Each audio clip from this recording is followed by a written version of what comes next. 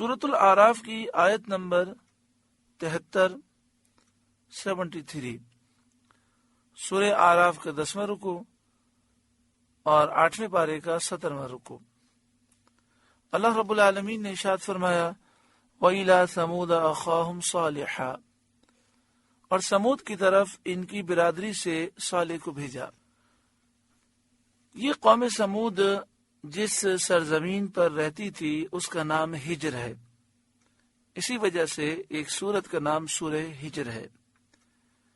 یہ علاقہ ہجر کا شام اور حجاز کے درمیان تھا۔ ملک شام اور حجاز سے مراد مکہ شریف، مدینہ شریف اور اس کے ارد گرد کا جو علاقہ ہے، تو یہ سرزمین ہجر شام اور حجاز کے درمیان تھی جہاں پر قوم سمود رہتی تھی۔ وَإِلَىٰ ثَمُودَ أَخَاهُمْ صَالِحًا، اور سمود کی طرف ان کی برادری سے صالح کو بھیجا۔ قَالَ يَا قَوْمِ اعْبُدُوا اللَّهَ مَا لَكُم مِّنْ إِلَٰهٍ غَيْرُهُ، کہا اے میری قوم اللہ کی عبادت کرو، اس کے سوا تمہارا کوئی معبود نہیں۔ قَدْ جَاءَتْكُمْ بَيِّنَةٌ مِّن رَبِّكُمْ، بے شک تمہارے پاس تمہارے رب کی طرف سے روشن دلیل آئی، ایک ایسی دلیل تمہارے پاس آ چکی ہے جو بالکل روشن ہے اور میرے سچے نبی ہونے کی دلیل ہے۔ وہ دلیل کیا ہے اس کا آگے ذکر آ رہا ہے۔ قوم نے کہا کہ اگر آپ نبی ہیں تو ہمیں معجزہ دکھائیں۔ آپ نے فرمایا تم کون سا معجزہ دیکھنا چاہتے ہو؟ تو قوم پتھروں کو تراش کر مکانات اور محل بنایا کرتی تھی۔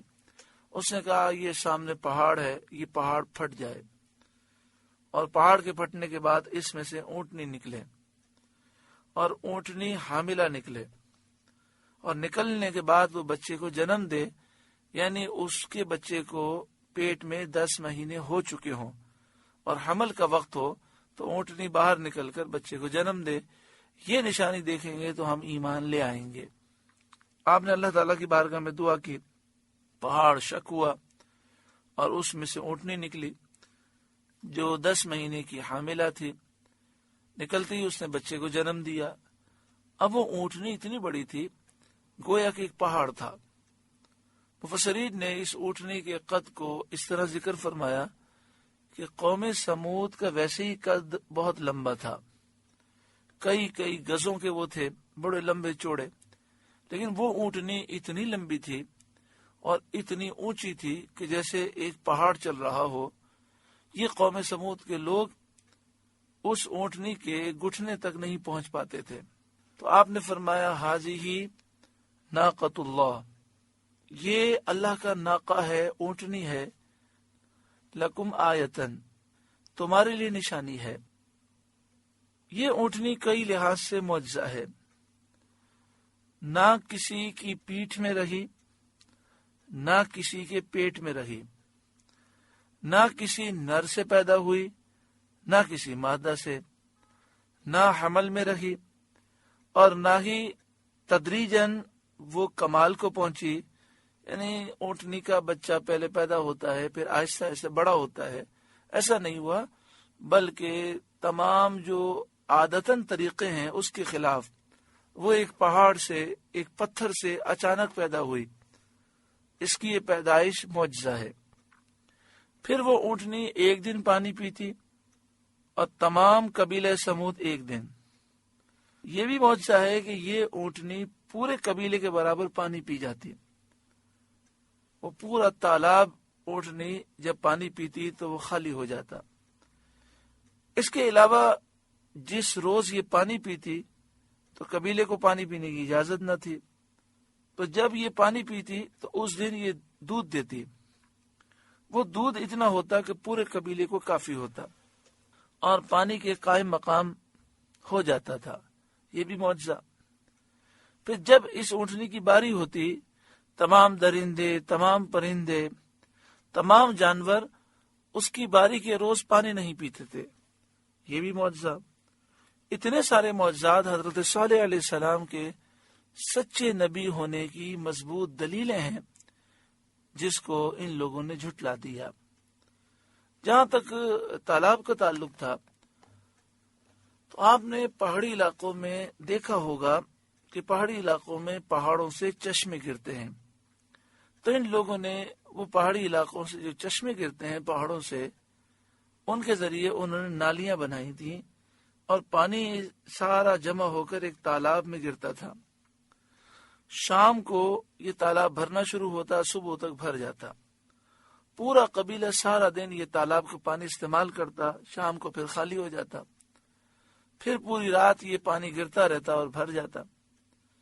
تو ابھی نے یہ حکم ہوا کہ یہ معجزہ تم نے طلب کیا ہے، ایک دن اس تالاب کا پانی اونٹنی پیے گی اور ایک دن تم پیو گے، لیکن جس دن اونٹنی پیے گی اس دن دودھ دے گی اور وہ دودھ پورے قبیلے کے لیے کافی ہوگا. فَذَرُوهَا تَأْكُلْ فِي أَرْضِ اللَّهِ، تو اس اونٹنی کو چھوڑ دو کہ اللہ کی زمین میں کھائے. وَلَا تَمَسُّوهَا بِسُوءٍ، اور اسے برائی سے ہاتھ نہ لگاؤ. فَيَأْخُذَكُمْ عَذَابٌ أَلِيمٌ، کہ تمہیں دردناک عذاب آ لے گا. یعنی حضرت صالح علیہ السلام نے ان سے فرمایا کہ یہ زمین میں جہاں جائے جو کھانا چاہے اسے کھانے دو، اسے نہ مارو نہ دور ہٹاؤ. اگر تم نے ایسا کیا اور اس کو تکلیف دی تو اللہ کا عذاب آ جائے گا. وَاذْكُرُوا، اور تم یاد کرو، إِذْ جَعَلَكُمْ خُلَفَاءَ مِن بَعْدِ عَادٍ، جب تم کو عاد کا جانشین کیا، قوم عاد ہلاک ہو گئی، اس کے بعد تم ہو.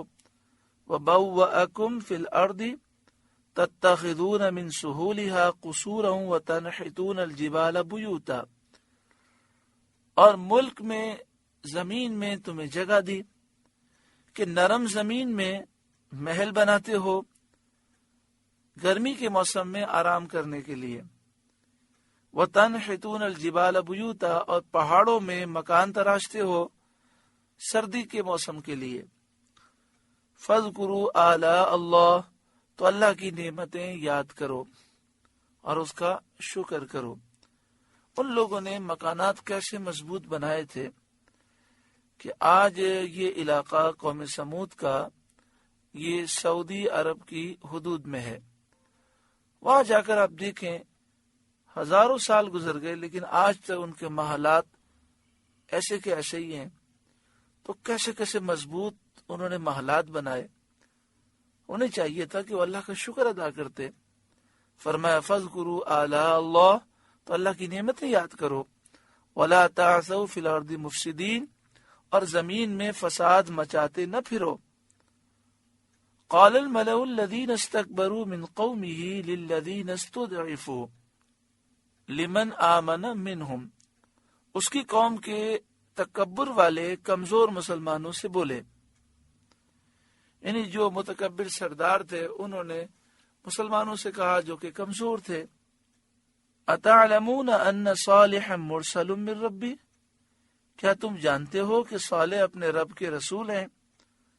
قَالُوا إِنَّا بِمَا أُرْسِلَ بِهِ مُؤْمِنُونَ، وہ مومنین بولے وہ جو کچھ لے کر بھیجے گئے ہم اس پر ایمان رکھتے ہیں. یعنی ان کے دین کو قبول کرتے ہیں، ان کی رسالت کو مانتے ہیں. قَالَ الَّذِينَ اسْتَكْبَرُوا، متکبر بولے یعنی جو بڑے بڑے متکبر سردار تھے وہ کہنے لگے اِنَّا بِالَّذِي آمَنْتُمْ بِهِ كَافِرُونَ، جس پر تم ایمان لائے ہم اس سے انکار کرتے ہیں. فَعَقَرُوا النَّاقَةَ، پس قوم سمود نے ناقہ کی کوچے کاٹ دیں، یعنی اس اونٹنی کو انہوں نے ہلاک کر دیا، شہید کر دیا. اب مسئلہ یہ تھا کہ گلے تک یہ پہنچ نہیں پاتے تھے. ان کی جو سائز تھی ان کا ہاتھ اونٹنی کے گھٹنے تک بھی نہیں پہنچتا تھا. تو انہوں نے اونٹنی کی پنڈلیوں پر تلوار سے وار کیا. جب پنڈلیاں کٹ گئیں تو اونٹنی گر گئی، پھر انہوں نے اس اونٹنی کو ذبح کر دیا. وہ بچے کو بھی قتل کرنے لگے لیکن اونٹنی کا بچہ ان کے ہاتھ نہ آیا اور وہ کہیں جنگل میں چلا گیا.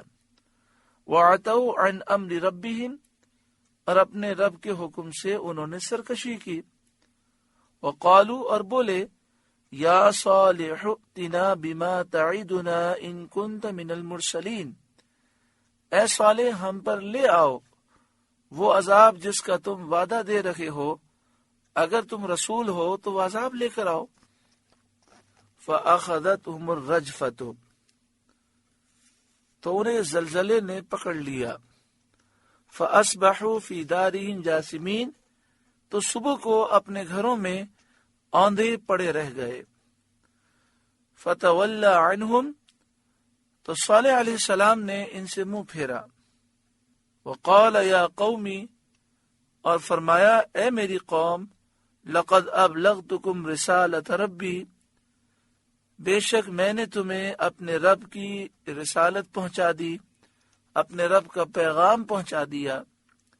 ونصحت لکم، اور تمہارا بھلا چاہا.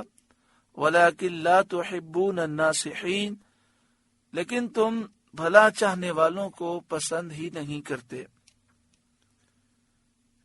منقول ہے کہ ان لوگوں نے اونٹنی کو جب شہید کیا تو وہ بدھ کا دن تھا. حضرت صالح علیہ السلام نے فرمایا تم اس کے بعد 3 دن زندہ رہو گے. پہلا جب دن ہوگا تو تمہارے چہرے پیلے ہوں گے، پھر لال ہوں گے، پھر کالے ہو جائیں گے. تو بدھ کو انہوں نے یہ کام کیا.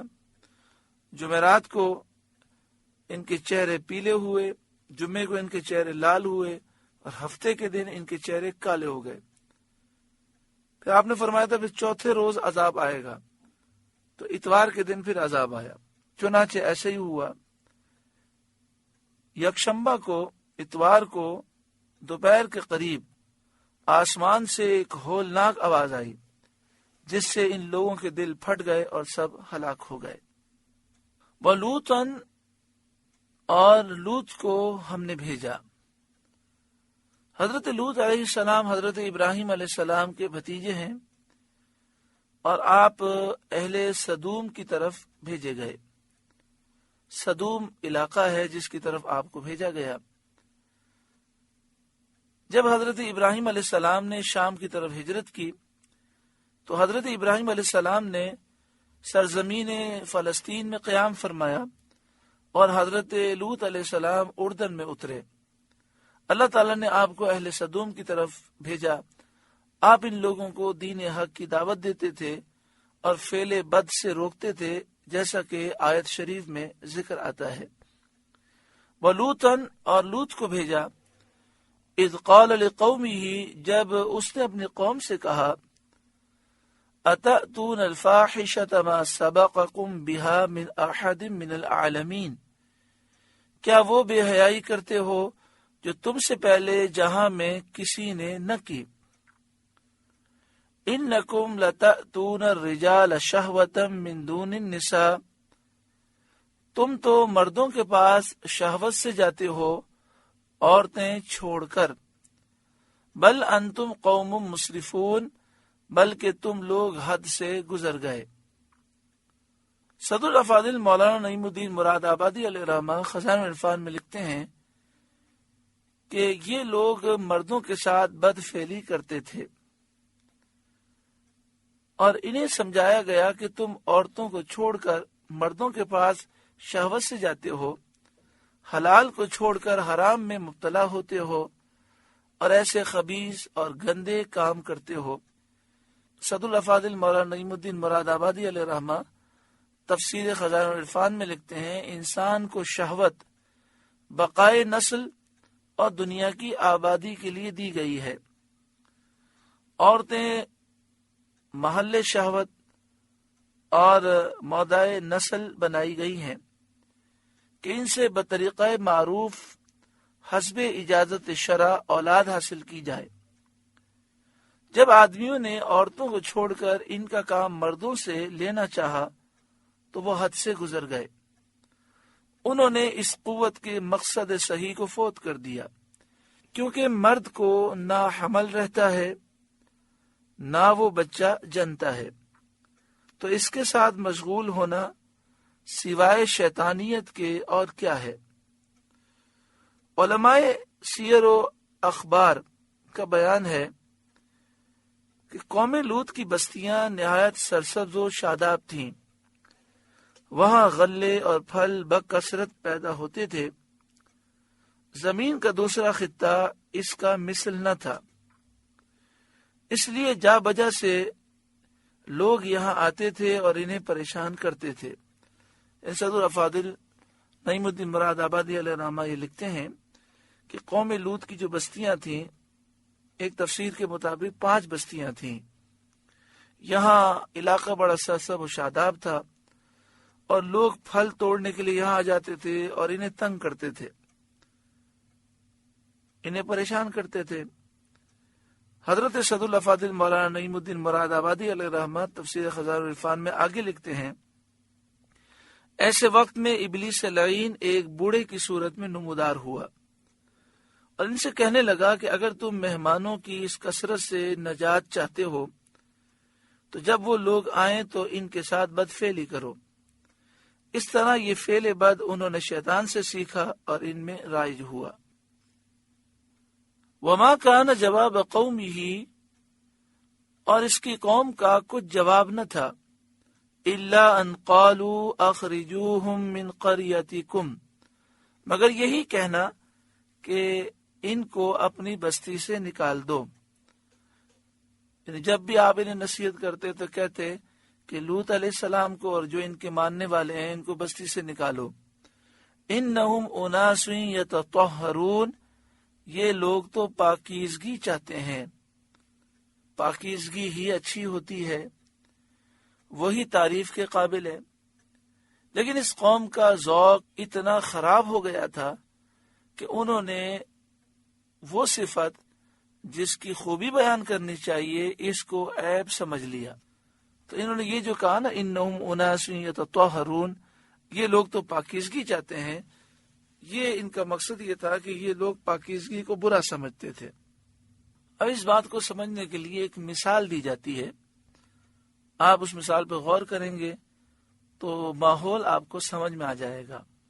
جب بعض لوگ شادی کی تقاریب کرتے ہیں یا کوئی بھی تقریب رکھتے ہیں، مثلا خواتین میں یہ مسئلہ بہت عام ہے، کہتے ہیں فلاں عورت کو مت بلانا، یار یہ تو بڑی نیک عورت ہے، یہ تو پردے دار عورت ہے، نیک عورت ہے، یہ ہمیں یہ کام نہیں کرنے دے گی۔ تو اس کا مطلب نیک عورت کہہ کر تعریف کرنا مقصود نہیں ہوتا، بلکہ یہ نیک ہونے کو برا سمجھتے ہیں، پردے کرنے کو برا سمجھتے ہیں۔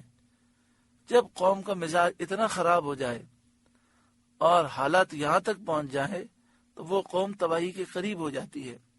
ایک مسلمان ہو اور وہ پاکیزگی کو، حیا کو، شرم کو عیب سمجھے، شرعی پردے کو عیب سمجھے تو اس پر تف ہے، افسوس ہے اس پر کہ وہ کیسا مسلمان ہے، کتنا دین سے دور ہو گیا ہے۔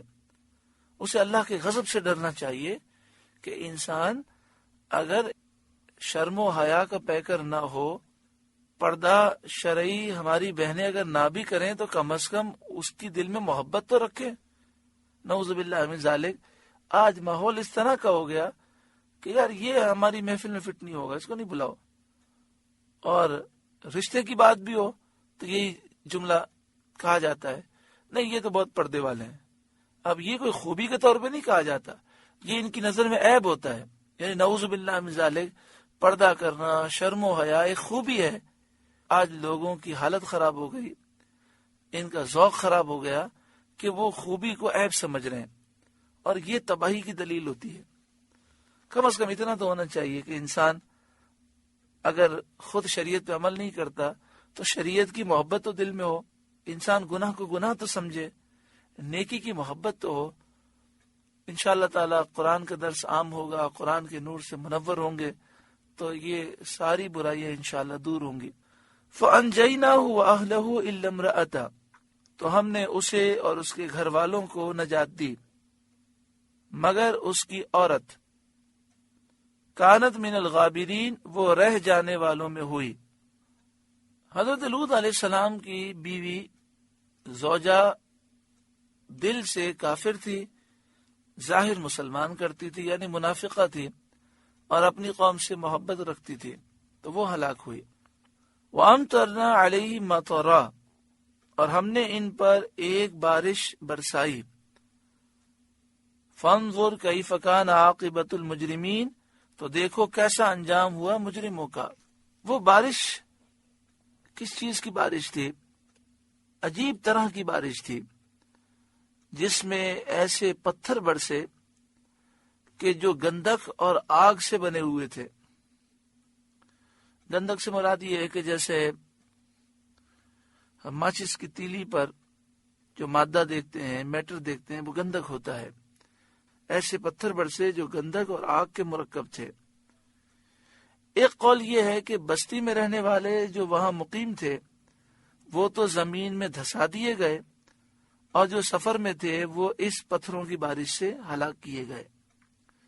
حضرت مجاہد نے فرمایا کہ حضرت جبریل علیہ السلام نازل ہوئے اور انہوں نے اپنے بازو قوم لوط کی بستیوں کے نیچے ڈال کر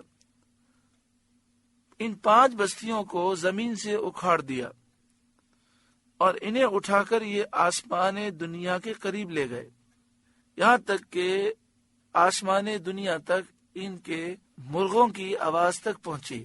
اتنا وہ آسمان دنیا کے قریب لے گئے، پھر ان کو اوندھا کر کے گرا دیا. اس کے بعد پتھروں کی بارش کی گئی. سورۃ الاعراف کا 10واں رکوع مکمل ہوا. جتنے واقعات ہم نے سماعت کیے سب میں عبرت ہی عبرت ہے. آج ہر مسلمان کو خاص طور پہ سوچنا چاہیے کہ دین اسلام کو چھوڑ کر نبی اکرم صلی اللہ علیہ وآلہ وسلم کی غلامی اور آپ کی محبت سے دور رہ کر دنیا میں بھی تباہی ہے اور آخرت میں بھی تباہی ہے.